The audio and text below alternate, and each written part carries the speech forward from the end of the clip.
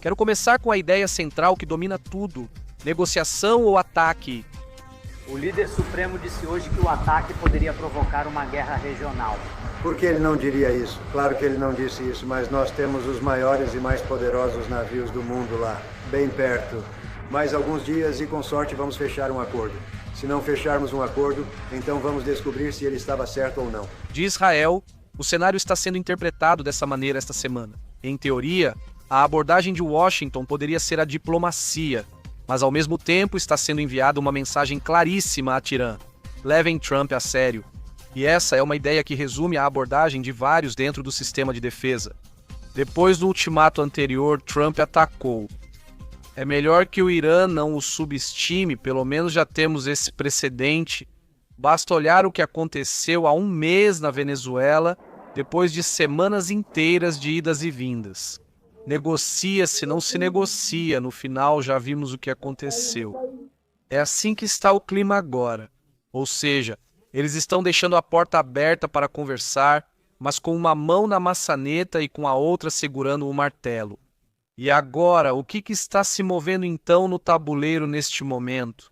Hoje, a Marinha dos Estados Unidos interceptou e derrubou um avião iraniano do tipo Shahed, que se aproximava do porta-aviões, o USS Abraham Lincoln, que está estacionado agora mesmo no Mar Arábico.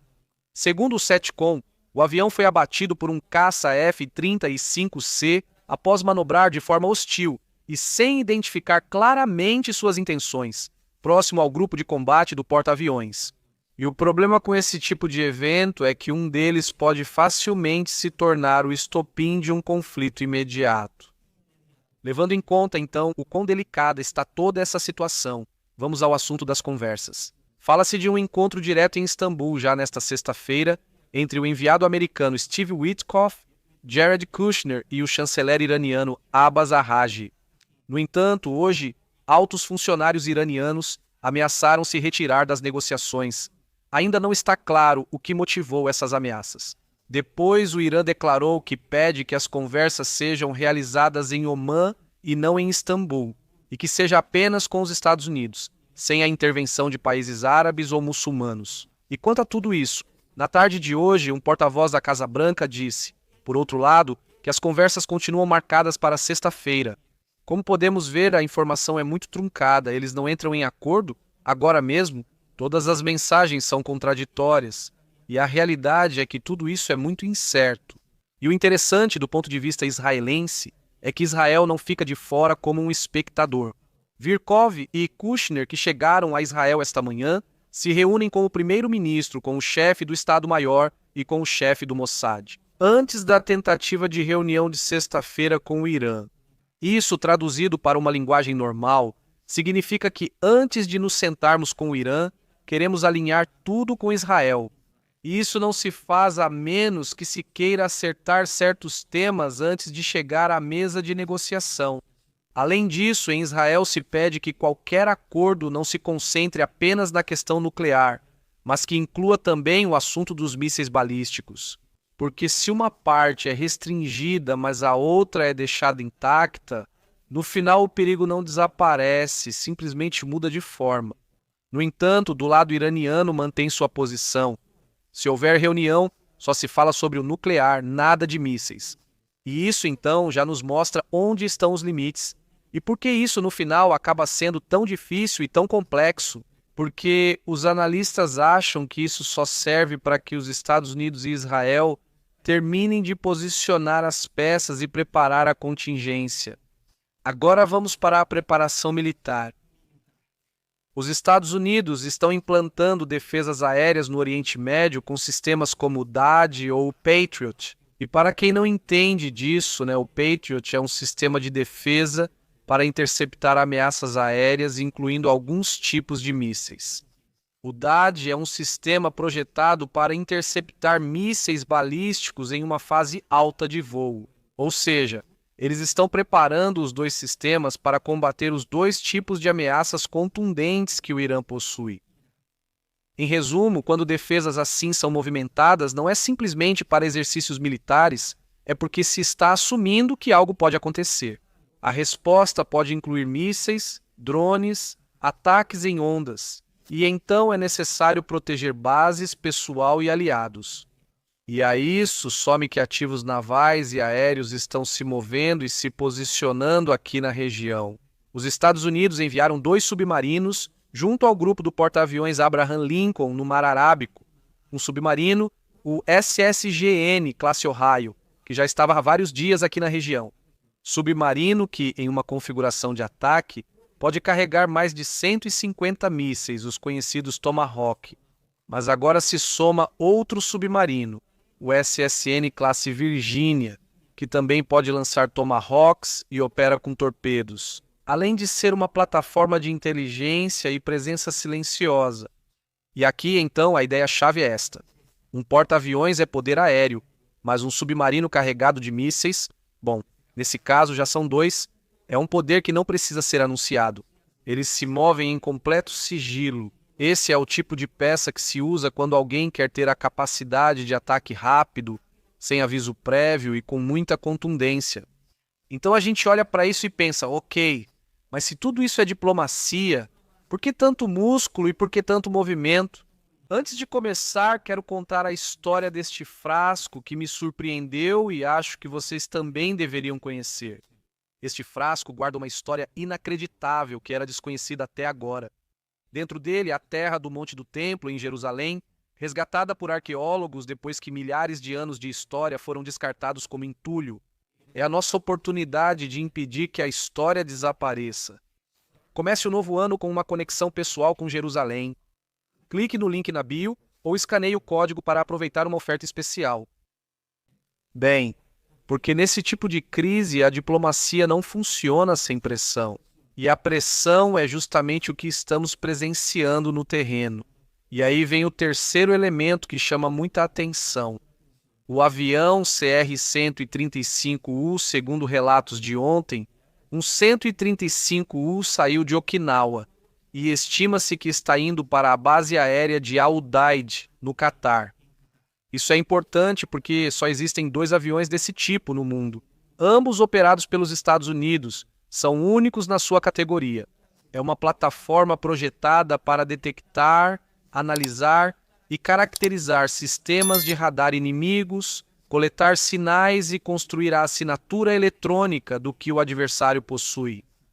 Traduzindo, é como levar um microfone sofisticado para ouvir o campo de batalha antes mesmo de a ação começar no campo de batalha. E pela experiência, quando se vê esses movimentos, normalmente não é porque talvez algo vá acontecer, é porque alguém quer estar pronto caso aconteça, ou porque já está acontecendo. E agora vamos nos mover. Dentro do Irã, neste último fim de semana, foram relatadas múltiplas explosões em várias cidades, com poucas horas de diferença. Ninguém assumiu a responsabilidade. Há versões conflitantes. Alguns dizem que foram vazamentos de gás, outros dizem que foram acidentes industriais, outros dizem que isso não parece um acidente. Hoje também foi registrado um incêndio impressionante, que até o momento ainda está acontecendo e continua sob investigação. Eu, pelo menos aqui, vou ser responsável. Quando há informações fragmentadas, a gente não pode vender certezas. Então temos que agir com prudência e esperar para ver como as coisas se desenvolvem. Sabemos que o assunto ganhou proporção, tanto que até se misturou com rumores sobre tentativas de assassinato contra figuras importantes, incluindo o comandante naval da Guarda Revolucionária, Ali Reza Tansil. E o que ele mesmo faz depois desses rumores é muito revelador. Ele aparece com uma mensagem de unidade, acusa os inimigos de fazerem guerra midiática e pede ao povo para não cair no desespero. Isso nos diz 2 coisas. Primeiro, que o regime está preocupado com a narrativa e, segundo, que o regime sabe qual é seu ponto mais frágil. Agora não se trata apenas do aspecto militar.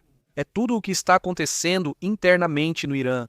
E isso se conecta com algo que vem sendo comentado em vários relatórios dentro de Teherã. O cenário é percebido como existencial, não como mais uma briga, mas como um confronto, que para eles pode definir o futuro e a sobrevivência do regime iraniano.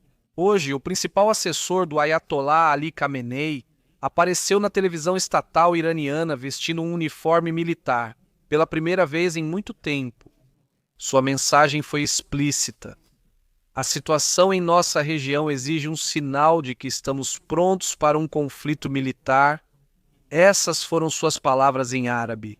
Ele esclareceu que não se trata de um teatro simbólico ou político, mas sim de uma mensagem operacional, afirmando que o uso do uniforme em si já faz parte do sinal. E enquanto isso acontece, surge outro detalhe fundamental para entender o momento. Imagens de satélite mostram atividade em duas instalações nucleares iranianas que haviam sido bombardeadas no ano passado, Isfahan e Natanz. As imagens mostram que estão sendo construídos novos telhados de chapa sobre edifícios que haviam sido danificados. E isso é descrito como a primeira atividade importante detectada por satélites nessas instalações desde a Guerra dos 12 Dias no ano passado. Por que isso é importante? Bem, porque se o Irã está tentando recuperar materiais, limpar, ocultar, proteger ou mover coisas, isso pode significar que eles estão tentando reorganizar capacidades sob a pressão que enfrentam neste momento. Obviamente, não são telhados de lata para proteger os locais de um míssil. Obviamente, não são para isso, mas sim simples coberturas para impedir que os satélites dos Estados Unidos e de Israel possam ver o que acontece embaixo deles. E quando um país faz isso enquanto ao mesmo tempo se senta para negociar, o que se vê é uma negociação sob ameaça, uma ameaça real. Bem, algo importante. Se você quiser acompanhar de perto o que acontece em Israel, aqui na região, então inscreva-se no canal. Ative o sininho para saber quando eu postar um novo vídeo. Bem, agora vamos para Israel, onde há um acontecimento que não pode ser ignorado. Foi suspenso o bloqueio de informações sobre uma visita de altíssimo nível aos Estados Unidos. O chefe do Estado-Maior, o tenente-general Eyal Samir, viajou neste fim de semana para uma visita expressa. Uma visita rápida, intensa, de 2 dias, e teve conversas importantes com os americanos, incluindo o tema, claro, do Irã. E ele não foi sozinho. Viajaram com ele vários altos oficiais, incluindo o comandante nomeado da Força Aérea de Israel, Omer Tischler, o chefe da divisão de planejamento, Gad Zimmerman, e um oficial de operações de inteligência, um general de brigada. Além disso, devemos lembrar que o chefe da inteligência militar, Shomi Binder, também havia viajado aos Estados Unidos para conversas sobre um possível ataque e reuniões com autoridades no Pentágono e na Casa Branca. Então, do jeito que está, a leitura é muito clara. Isso não é uma questão de uma ligação por Zoom.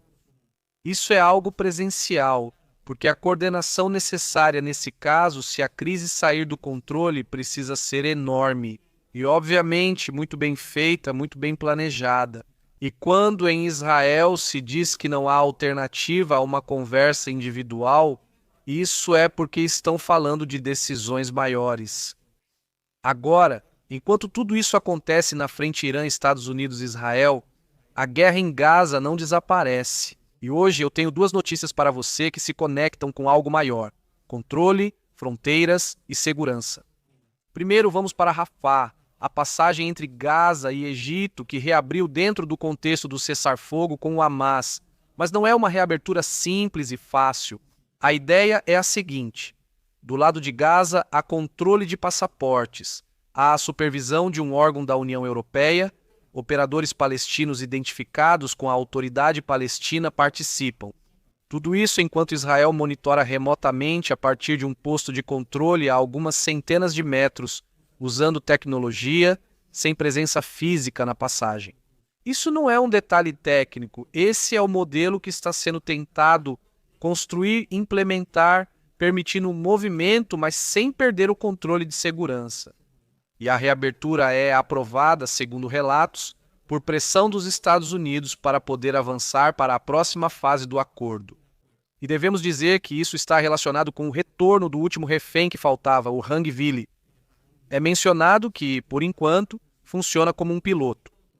Primeiro algumas dezenas de pessoas e depois algumas centenas de travessias diárias por dia, com uma capacidade, obviamente, de se expandir aos poucos. Então sim, Rafah está sendo reaberta, mas com várias restrições. Também temos a questão do túnel de Khan Yunis.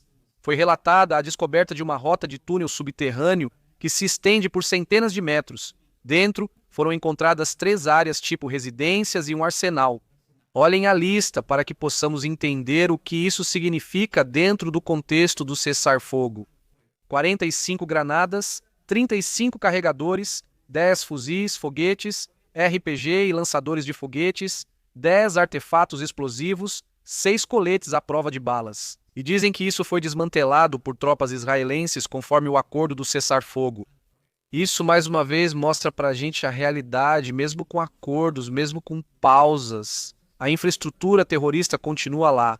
E cada descoberta dessas é um lembrete de por que a segurança no local não pode ser simplesmente assinada. E agora deixa eu juntar todos esses pontos para a gente encerrar esse vídeo de hoje. O que estamos vivendo então é um tabuleiro onde existem 3 camadas ao mesmo tempo. Primeiro, diplomacia que é anunciada. Segundo, preparação militar que se acelera muito. E terceiro, a instabilidade interna e a guerra de narrativas dentro do Irã. E a pergunta que fica é: as negociações na Turquia, ou onde quer que aconteçam, são uma saída ou são simplesmente a última tentativa antes de um golpe? Eu acho que a chave está em uma coisa. Quando se vê em defesas, TAGs, submarinos, porta-aviões, aviões de inteligência se movendo por toda a área, isso não é teatro. E eu reitero, já temos o precedente da Venezuela. E você e eu fomos testemunhas de como tudo aquilo terminou. Agora, isso não significa que amanhã haverá uma guerra, mas sim que a margem de erro está ficando cada vez menor. Até aqui, as atualizações de hoje. Se este vídeo foi útil para você, se ajudou a se informar, então inscreva-se e me deixe saber nos comentários. Me diga, você acha que isso termina em um acordo? Ou estamos a horas ou dias de uma escalada maior? Não saia sem deixar seu like. Nos vemos.